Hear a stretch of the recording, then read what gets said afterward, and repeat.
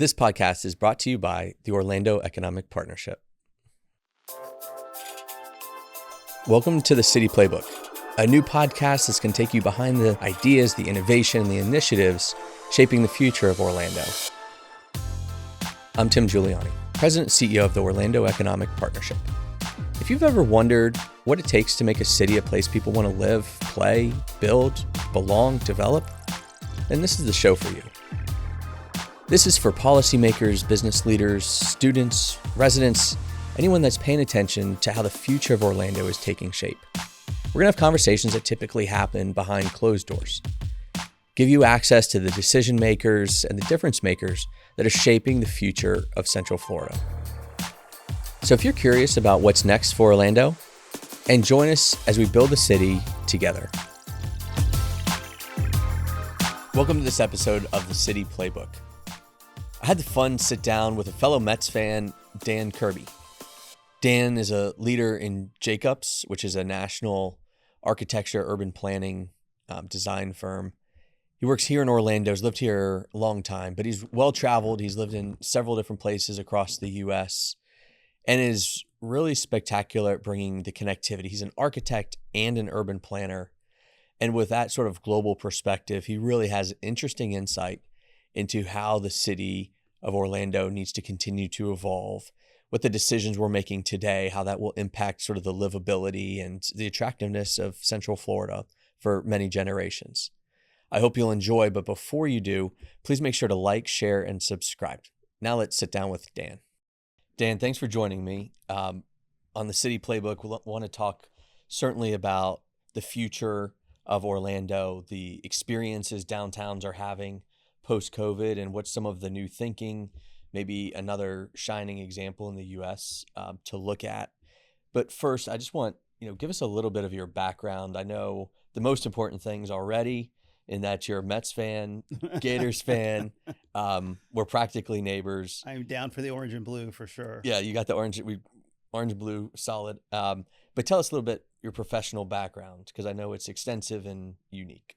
Sure. Well, first time, I'm a long time Orlando resident. Like this, Orlando is home as much for me as anywhere. I've lived in some other places. I've lived in New Jersey and Michigan and California, but I love Orlando. I went to high school here, went to University of Florida, and have just been here loving the city. I have a 102-year-old house that's right here in the heart of Orlando. And that's a whole nother thing of trying to take care of that and keep that standing up straight every day. But professionally, my profession grew out of this love for cities. So I'm a New Jersey native, right? I'm from Newark, New Jersey, and I'm from the inner city in Newark, right? Okay. And the surroundings there weren't great. The people were great, right? But at the time when I grew up, coming up in New Jersey, the surroundings weren't great. There was a abandoned factory building in my neighborhood on my walk to school, right? Okay. So I grew up as a young kid just imagining how great cities could be and how you can make places cool. And my earliest memories are not drawing people, but drawing cities. Okay. So I'm an architect and urban planner. I did that. I went that route. Because what'd you do first? Well, I started out as an undergraduate student in architecture. Okay. And came to realize that there are more and greater things beyond the boundaries of a building. Okay. That there are a lot of policy decisions that drive the form and also drive the experience of people before they get to that building that you've worked on and are putting out there. And I wanted to understand those dimensions. And as a student at University of Florida, I got involved. City of Gainesville. I was very involved in campus politics and everything, and I got involved in what was then called let's see if I remember the title, the City of Gainesville's the City of Gainesville's Urban Design Committee for the University-Oriented Area, or what we used to refer to back then as a student ghetto. I got on that committee, and I started to have a lot more discussions about these policy implications of decisions. And I actually think if you go to Gainesville today, that area has turned out pretty well, but the implications of broader policy decisions. Right. And growing out of that, Right. I said, you know what, I want to also, in addition to going to graduate school in architecture, get my professional degree, I also want to understand planning. And I started to look at graduate schools that had programs in architecture and in urban planning, and landed on a couple of good ones that I like. Somehow, fortunately, was blessed to get into all of them. Was headed back up to, was going to go to school in Philadelphia, Okay. headed back that way. And about a week before graduation, my roommate says, hey, did you hear from all the schools? And I had to apply to 2 programs at each school. And I said, well, I've heard from some in this program and some in the other program. Well, one of those was University of Michigan. I called, they invited me to come visit, and I fell in love with Ann Arbor as a city. That's what I hear. I hear And it's a fantastic city. It is an amazing place, and it only gets better with each visit, but that's a lot of very careful care and feeding about how people treat a city and love for a city, and how the university grows into the city. And I'm not saying they have everything right, but they have a lot of things. They've done a lot of things really well. And there's just such a love and care for that place that that shapes the experience of being in a place like that. So, I mean, having that perspective, both from the architecture standpoint and urban planning, you know, we've been talking a lot about the future of Orlando, and because of the fast pace of growth here, there's just a continued evolution, and there's something new every week. You know, there's some new place to visit, but quickly the city starts to change shape because of the growth. In fact, we were recently in Nashville and Charlotte, and you can really see in the last 10 years how their growth has shaped the city. So when you think of the next 10, 20 years in Orlando, how do you think the growth will impact the city, and kind of how it feels and how it lives? I think it's hard for a lot of people to sort of grasp the potential for growth, particularly in urban areas of the country, and how many people, and this is a global phenomenon, how many people are moving into urban areas. Right. Urban areas are where our capital lives and where it multiplies, right? And it's how we compete. You know, we can't compete as a region if our urban areas aren't strong. That's our ticket. Right. It's our ticket to competing on a global stage. It's what people see when they come to visit us, and that level of growth that's going to take place. And I say potential growth, right? Because we are competing with other areas, right? To do it the right way and to attract people and to attract the industry that we want here. Clearly, you know, your job, your role in making those things happen. But if we stay on the trajectory that we're on, and we're successful, and we are competitive, the population growth here, it can be absolutely phenomenal. And beyond that, we have this potential to grow as a place that people see as a place that is authentic and that is varied, and that people want to keep coming back to because they can experience more and different things here. That, you know, is really the key. So I'm very excited about what can happen here, but it's going to take work. Like, none of it is it's not easy. It's not a slam dunk. And there are a lot of areas of the country that are growing. You just mentioned a number that are growing and that have very aggressive efforts to attract the right sorts of development, but also that have both the policy infrastructure and those folks that will make investments and that will drive what can happen in their city. So I'm curious, you know, there's sort of the natural improvement and progression that a city can be on, right? So let's assume that that's one line on the graph for Orlando, but there's maybe a better trajectory and a different path.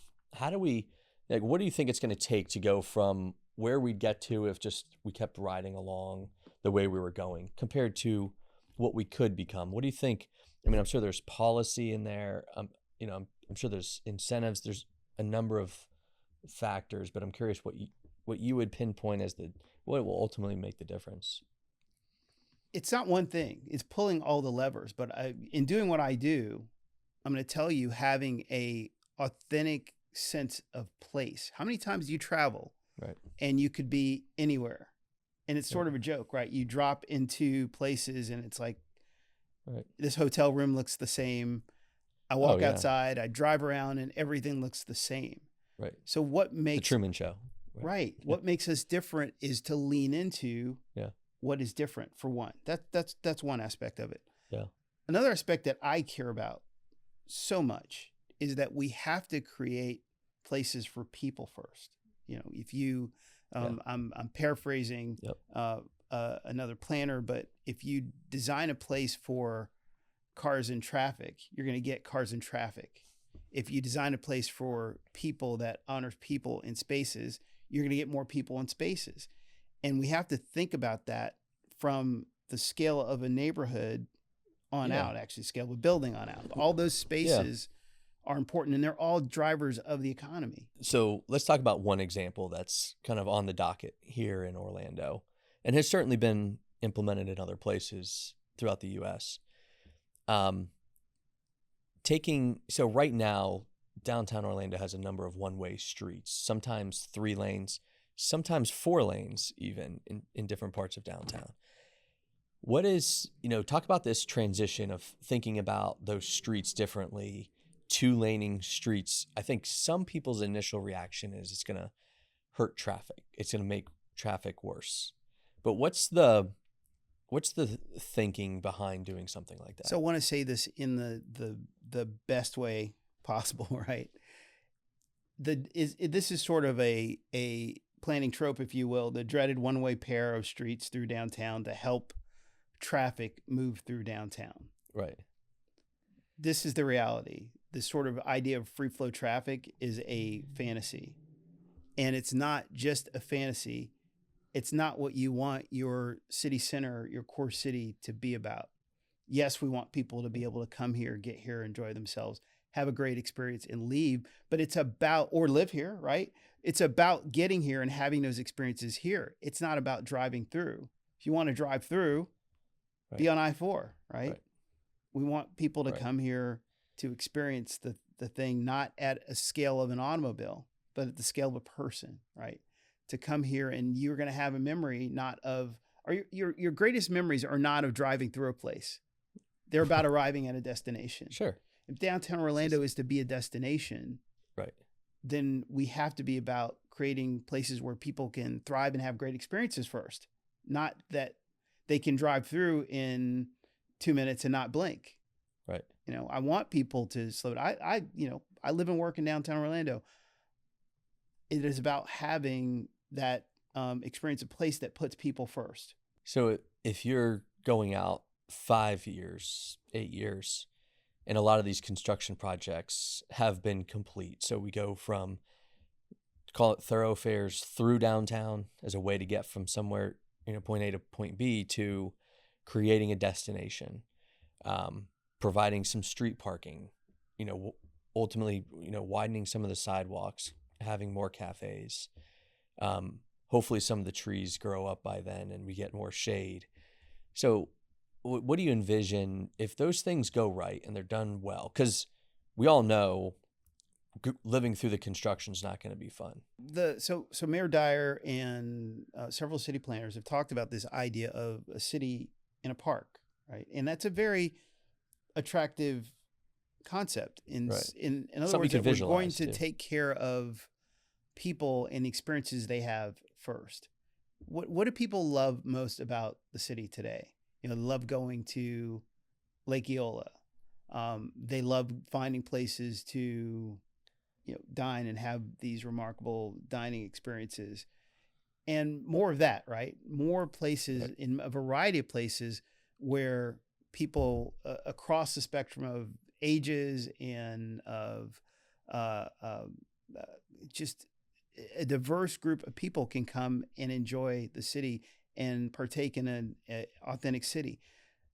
These the idea of third places, right, is is really a great thing to build a city on, and that there are places where we will come together and be able to interact and have those experiences. And it's not it's not a forced experience. It's to have things that are desirable and that are compelling to take place. You know, is a great program that United Arts does is to have performers in the street, right? I cannot tell you how many times, one, it's just pleasant to come out lunchtime and have the performers there, right? Yeah. But also it initiates a conversation. You hear a song. Now suddenly you're connecting to a person because, oh yeah, I know that song, or that song brings back some memories. It doesn't have to be somebody that you know. You just may have an interaction with somebody on that, which is bonding you to city and place. Right.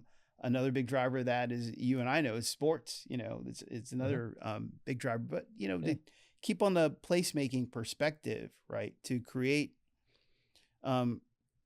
amenities for pedestrians, right? So that your experience of moving through the city, let's say you're going to dinner and then you're going to go to a show at the Dr. Phillips, is an enjoyable one. Right. And more people means more safety.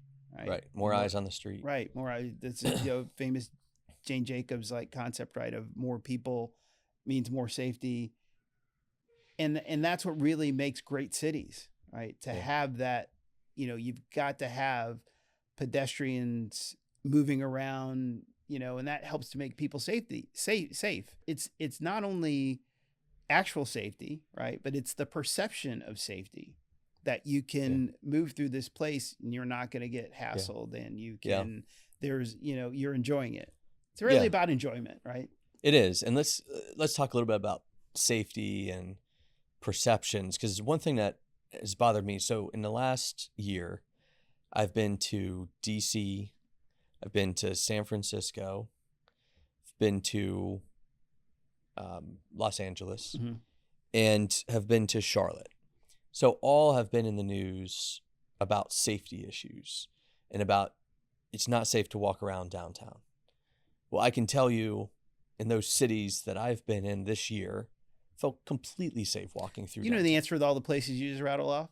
It depends, right? Depends on where you are. Exactly. If I'm in Georgetown, right? You're totally fine. I feel pretty good walking around. I might be in Capitol Hill and a few blocks off the Capitol and maybe not so good. But what you'll notice about those places is how many people are actually around and walking around enjoying the city. Right. And I would say even in San Francisco, driving in maybe the first 5-6 blocks, I would not get out of my car. The remaining 24 hours had walking around the city, fantastic. Right. Felt totally safe. So how do we make sure that, in our case, downtown Orlando is safe? I think everyone first jumps to police, right? But that's one element. What are the other elements of creating that safe environment?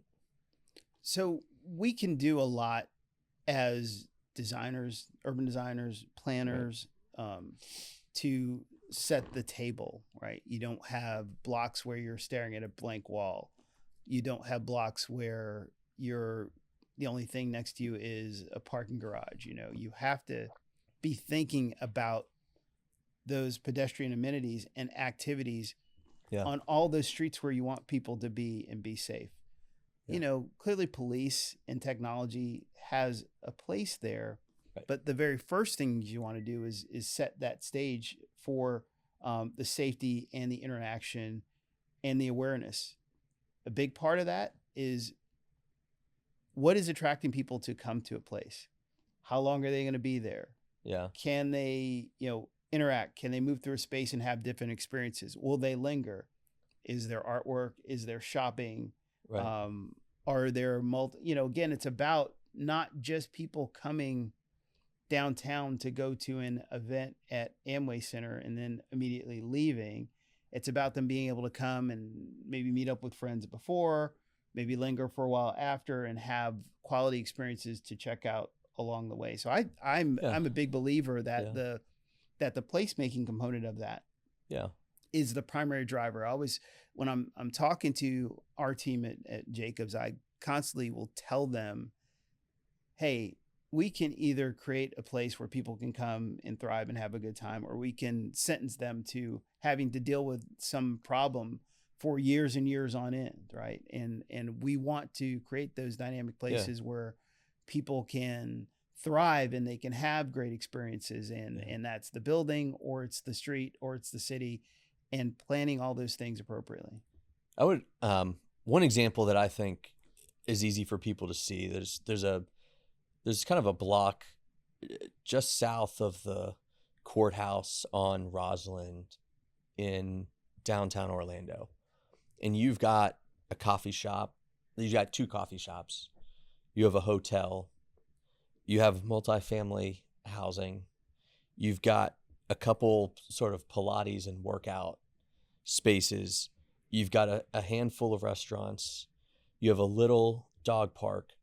And I feel like every time I drive by there, no matter what time of day, there's someone out walking their dog. There's, an older couple walking down the street with a cup of coffee. There's someone bringing their kid to school. There's someone checking out of the hotel. There's someone getting back from a run.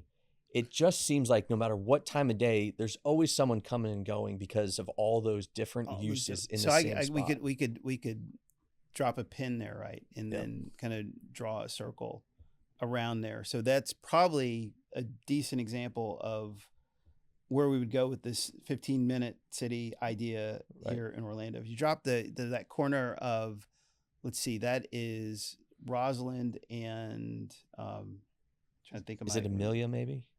Probably or Livingston. It's one block to the south of the courthouse, whatever that area, right? I know it's Amelia and Livingston in that. Yeah, I think it's Livingston in that area, right? You dropped a pin there, right? And you just started to rattle off a bunch of different uses. Well, that's exactly what we're talking about, right? There's multifamily.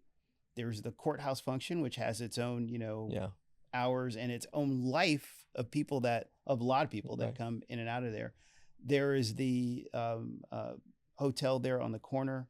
There's lots of offices. There are services. There are restaurants. There's a little park. Tyaski Park is right there at the corner, right? There's a pocket park there. There's a plaza on the other side. So all of those components allow people to actually walk and do things, to go places they need to go, whether they're going to the cleaners or they're going to pick up something to eat. There's a variety of dining experiences. There's sort of the kind of grab and go thing. Yeah. There's the coffee shops, but then there's also finer dining right there too. I've even tried Dubai chocolate right there. I'll have to try that. And I know we're talking about downtown Orlando, but I think, you look at like Winter Garden, how cool of a little place that they've made and the growth that we're seeing in that part of town. Downtown Sanford, there's renewed focus downtown Kissimmee. Lake Nona is a new type of downtown, but it's not just having one, downtown here in Central Florida. It's also about the main streets that surround it and all the good restaurants that you can find, within, call it a mile of the center of downtown, maybe 2 miles at the most. The main street activity is important. I think the walking radius is also very important. So if somebody, I think the average human walks like it's like 3 miles an hour or something like that. But you can, in about 15 minutes, you can go about 3/4 of a mile, right? Sure. And that is a magic number, right? In terms of people being able to experience a place and to walk through it, right? So you mentioned Winter Garden and Sanford. Yeah. Those places have authenticity in them in that they've been around for a while, right? And those old traditional downtowns have good bones. And if there's one thing that we can do, because they're designed before the automobile, right? That's exactly the point, right? They have good bones because they were designed without the primary focus being moving people through as fast as they could, and that's what those good bones allow them to be more adaptable. And I think we have to very much in our time consider this idea of being adaptable very much. Yeah, we're new. I mean, we're a new city. And one thing that I haven't figured out, maybe you figured this out, is traveling to different parts of the world, just like Barcelona, for example, or even Paris. Like those cities existed long time before Orlando. So how do we get to some of their design principles that make it easy to get around town, whether you have a car, bike, walk, transit? I mean, it seems like unlimited ways to get around those cities. There are lessons in those cities first of all, we're not going to create an old European city. Okay. And there's not a need to, right? Right. We can very much lean into the authenticity of the places where we are. We approach any project we do from the basis of all of those things are two things, maybe three. Okay. What's the history and the environment of the place, right? And what are the goals of our client, right? So all those things have to be drivers. The history of, I don't know, let's take St. Cloud. The history of St. Cloud, Florida is different than the history of Barcelona. It's okay. There's lifetimes of investment in St. Cloud. There's a history there to draw from. There are unique people that have been there. There are influences that are there if we just search for and look for them and look for ways to celebrate them. I think one of the principles I'd say, and I come back to, is this idea of authenticity. You need to co-design and seek out what is unique about a place and celebrate that. So as great as those cities are, and I was just in Venice, right? And I absolutely loved it, right? Sure. But there's things that you wouldn't recreate about Venice, and clearly there's some environmental threat to the city. But we love those old cities and being able to walk around them and experiencing them. But we don't have to make them here. We take lessons from them and how they give people, I would say, the key: vibrancy, choices, proximity, and the ability to be mobile within a space. And that mobility, I've leaned into the pedestrian experience, but it's on different levels, right? It's on different levels for different places. All streets can't be the same. Neither can all streets serve all the functions, right? You can't have a street that is that's designed to move tens of thousands of cars a day also be your street that is your walkable street in your community. You have to have different levels of streets. And if I could change like any sort of US policy, that would be the one, that we recognize different levels of streets and we would plan them accordingly. Okay. Yeah. So let's bring the example maybe a little closer to home. Another city that gets a bad rap because of a couple blocks, Portland. So what are some of the maybe lessons from a city like Portland that has done a good job of their urban environment? From a policy perspective, Portland's done some very smart things in that they're required to look at, ecological issues, social issues, and issues of economic development.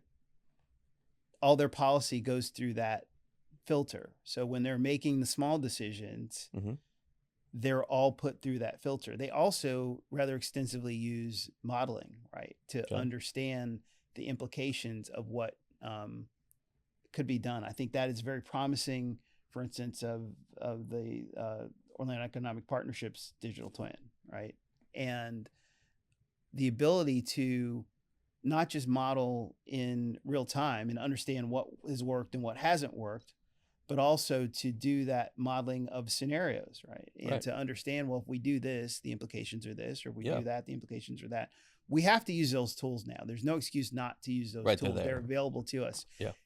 And we have to plug that into our policy framework. People have to be good actors and good players about all that stuff.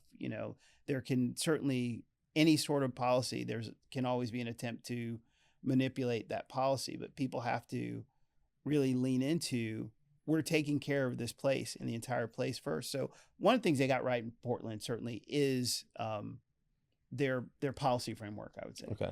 So when you think about their policy framework, what comes to mind here? Because we've got to worry about creating great places where people want to live, because we know that companies are attracted to talent. So that will be a key to the economic development strategy.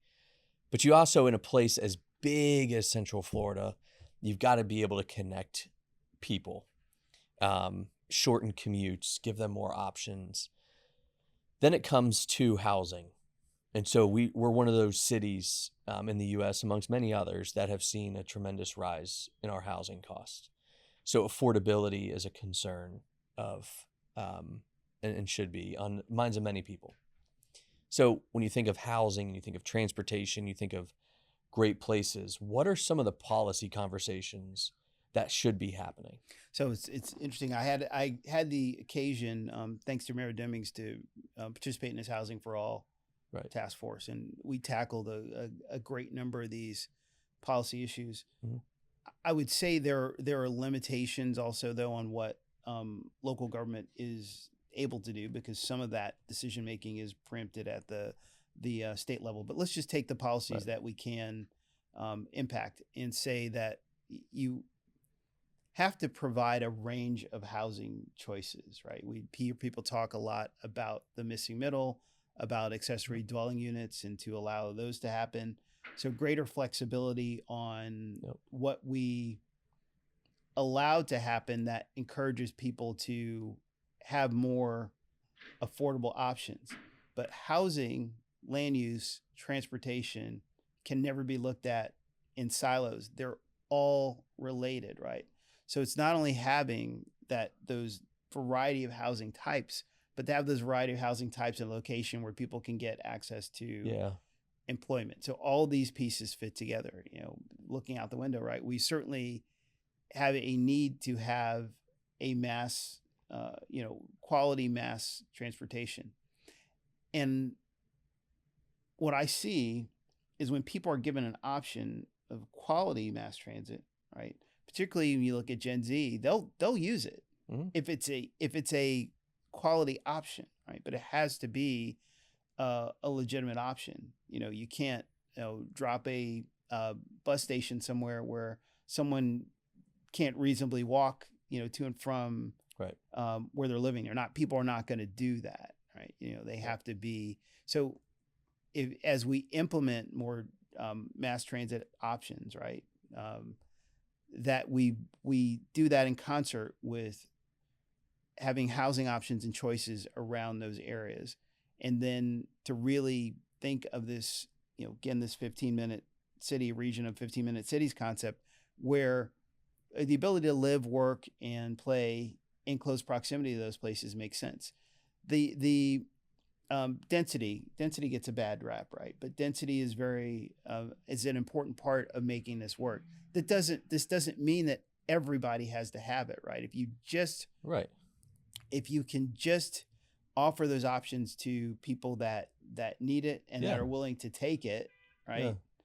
That improvement helps everybody. It helps the entire economy. So I in as far as policy where it's sustainable, the single family house in a suburban style development that doesn't allow for a mixture of uses, that doesn't allow for efficient infrastructure, also doesn't pay its way when it comes to services, right? So Right. now it's having to be subsidized by those other places. So I'm saying we need to create value in those other places. Yeah. So I'm curious, I mean, one thing that comes to mind is, mixed use development is clearly a part of the solution. There's been policy and zoning in place in Orange County for a long time that's really bifurcated different uses. And so we've got lots and lots of single family neighborhoods disconnected from commercial spaces, disconnected from shops and retail, and definitely disconnected from any sort of light industrial as well. So how do you think some of these code changes are going to impact the broader kind of community when it comes to maybe getting people to live, work, and play in closer proximity to it? I think if we can have more examples of showing people where it works here locally, that encourages more people to consider that an option, right? Mm-hmm. You can see when there's those attractive choices are shown to people, then more people say, well, I want that too. I want to have a walkable community too, right? Now, we're not going to, no one's flipping a switch and saying overnight, the development patterns that we've had, they're there. There are things we can do to adapt those patterns. Like when shopping centers and malls start to decline, there's things we can do to add road networks into those areas to make them more walkable, to adapt them. So we need to be doing that as a matter of policy, but also as a matter of economic development. This is not just something to do because, hey, that's cool. We're competing at a global level. We absolutely are. We're competing to attract talent, to attract business, and we have to consider it that way. And that goes to providing options. You see all these things are interconnected in terms of the affordability, the policy, the environment.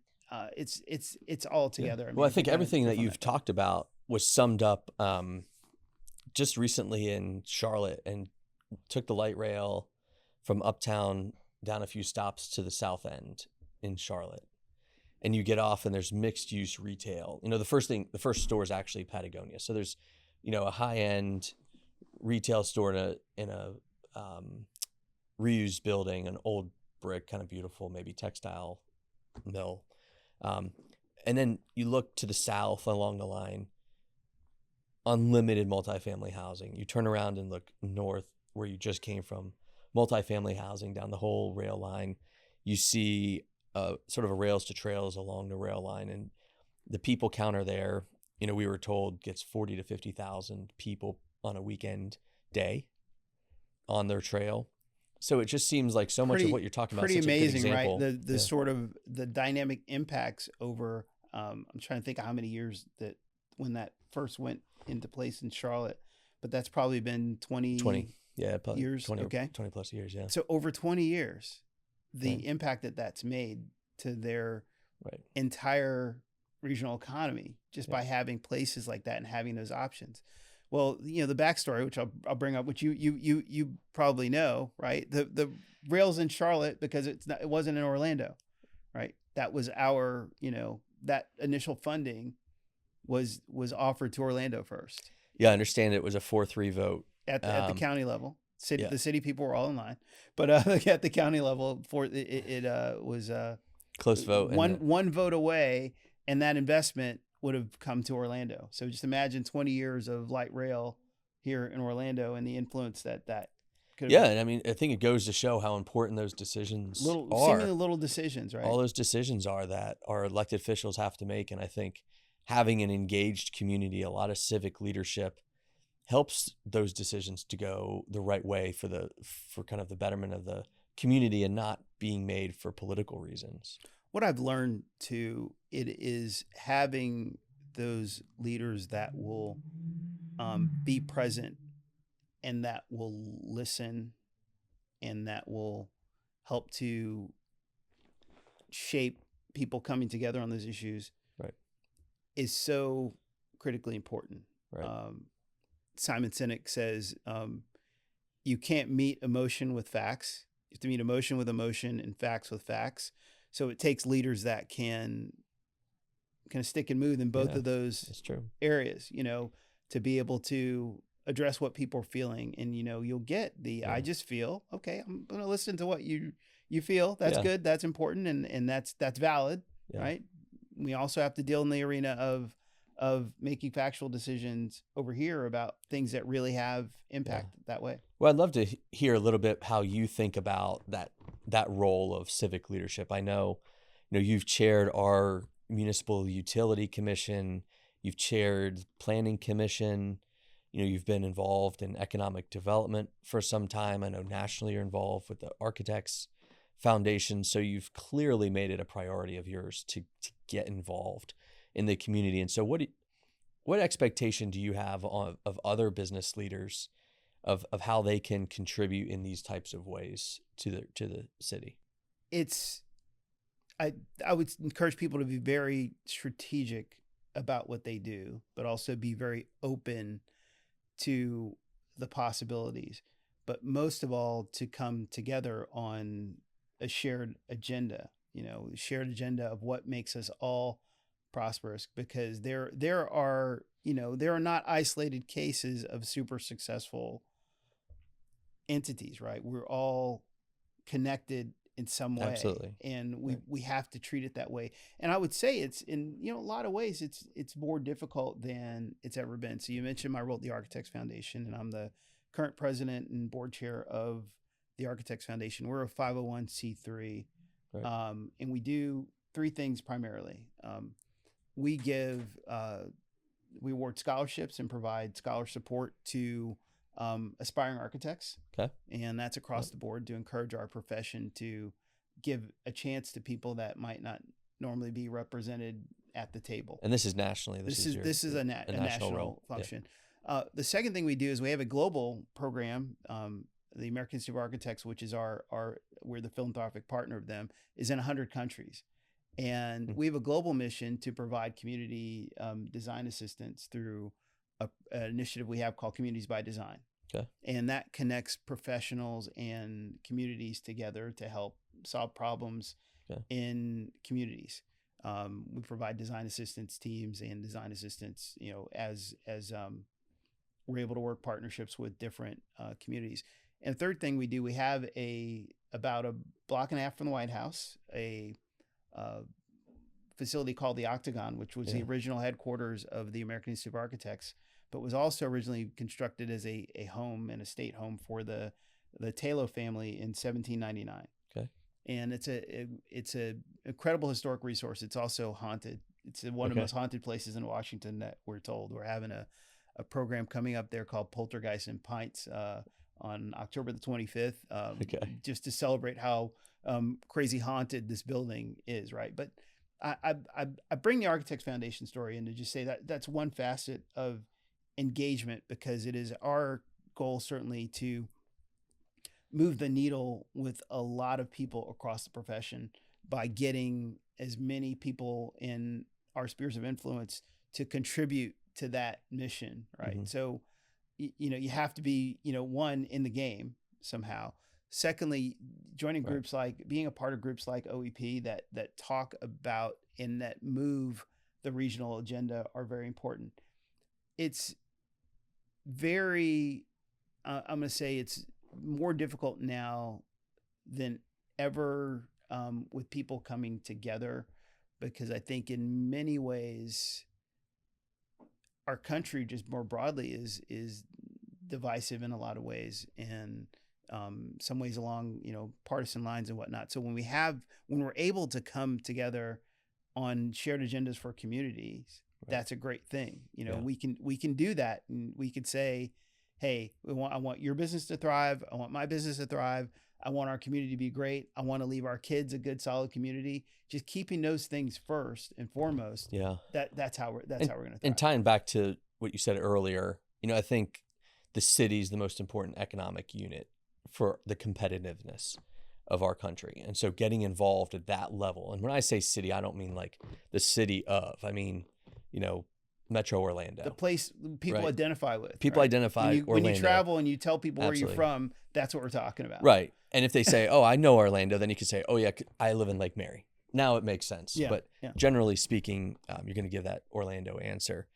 So we could go on, but I want to kind of begin to wrap up. Everyone that sits in that seat always provides us with a recommendation. So would love to know from you. I mean, I think these areas that you study are fascinating. You combine two professions. Give us a good, either a book recommendation, video, documentary, something that you're watching that you really think others should take a look at. I consume so much media. Podcast and I'll and media in books and documentaries. I'm going to recommend a couple books. Okay. The first book that I'll recommend to you, and it's about kind of this idea of placemaking in cities, is Strong Towns. It's by Chuck Marohn.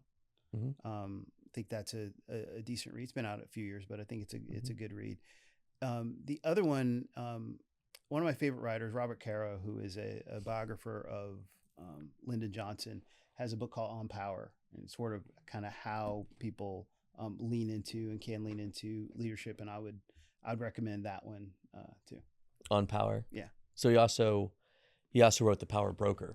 Oh, absolutely. Well, so absolutely. And that book is probably one of my all-time favorites. Like that was, it's a huge book, like, Oh, it's very but thick. it was like Yeah. a page turner for me. It's like, it's a consummate book on planning and political power, It is. and the life of Robert Moses. So this is another one related to that. Yeah. So the podcast 99% Invisible Yes. did a I was full breakdown on the power broker, and it made me read the book a second time. Okay. I just Because, listened to the podcast. well, because of all the aspects of that. So I highly recommend it, right? If you're into politics and placemaking and influence on the cities and kind of everything everybody complains about New York City these days is you can see the genesis in that book. Yeah, it's interesting to read the Power Broker or listen to the 99% Invisible podcast, but also compare that to Jane Jacobs' work. Yeah. And the life and death of Absolutely. American Well, cities. you've got, one point you have an activist that was very pro city, very community, very grassroots, right? On the other hand, you have a guy that was brilliant, right? But a player, but he was didn't care, a lot about Ruthless. He was ruthless, right? Absolutely. Didn't Pulled care. every political lever. And there's, and there's people like, if he didn't, want buses to go out to the parks on Long Island, then damn it, the bridges were going to be too low for the buses to go under, that sort of thing. Yeah.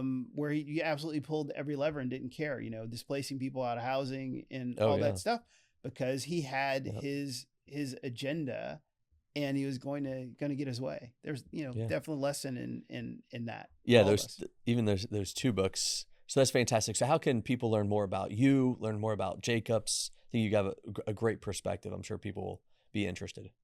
Yeah, certainly. We are, I'm part of what we call Cities and Places group at Jacobs. And you can, of course, go visit our Jacobs website at jacobs.com. Great information there. We're a global company. And so we're kind of everywhere. But I'm very happy to have people reach out to me and discuss these ideas of buildings and placemaking and design and to move forward with that. So you can follow me on let's go. Come on, let's get Insta out there. You can follow me on Instagram at Dan Kirby FL, and same on X as well. So okay, and as long as you can withstand a little Mets and Gators mixed in with the placemaking and cities, right? That's right. That's a good place. So appreciate your time. Thank you. Take care.